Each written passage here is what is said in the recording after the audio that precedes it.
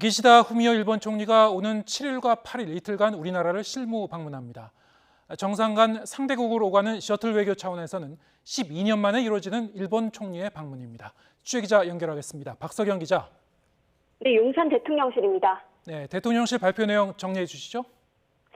네, 기시다 후미오 일본 총리는 기시다 유코 여사와 함께 오는 7일 1박 2일 일정으로 한국을 실무 방문합니다. 윤 대통령과 기시다 총리는 지난 3월 일본에서 열린 한일 정상회담에서 정상 간 상대국을 오가는 셔틀 외교 재개에 합의했습니다. 당시 윤 대통령은 기시다 총리에게 서울 방문을 요청했는데요. 석 달 만에 답방이 성사되면서 한일 정상 간 셔틀 외교도 재가동에 들어가게 됐습니다.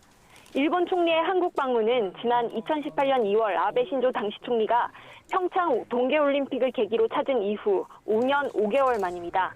양국 정상 간 셔틀 외교 차원으로 보면 지난 2011년 10월 노다 요시히코 총리의 서울 방문 이후 12년 만입니다. 애초 기시다 총리는 여름쯤 방한할 거로 예상됐었는데 일정을 앞당겼습니다. 조태용 국가안보실장은 어제 YTN에 출연해 기시다 일본 총리가 이번에 방한한다면 한일 관계 정상화, 특히 셔틀 외교 정상화를 더 빨리 실행하게 되는 것이고 이달 중순 열릴 예정인 주요 7개국 G7 정상회담 전 의견을 듣겠다는 이 두 가지 의미가 있을 거라고 설명했습니다. 대통령실 관계자는 YTN에 애초 굴욕 외교라는 평가도 있었지만 한일, 한미로 이어지는 큰 그림을 통해 윤 대통령이 전반적으로 주도권을 잡은 거로 보인다고 해석했습니다. 네, 이번에 두 정상이 만나면 주로 어떤 문제를 논의할 것 같습니까? 네, 대통령실은 이번 한일 정상회담에서 많은 현안이 있겠지만 무엇보다도 안보, 경제협력 문제가 주로 논의될 거로 예측했습니다.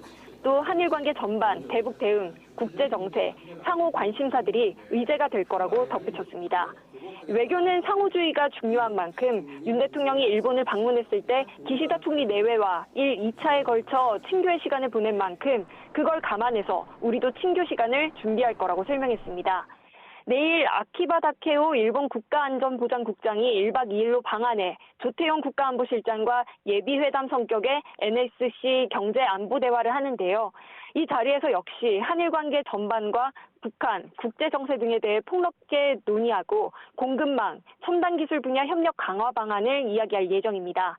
우리로서는 기시다 총리가 방한해 지난 윤 대통령 방일에서는 언급하지 않았던 강제동원 배상 해법안에 대한 사죄나 반성을 직접 표명할지 관심사인데요.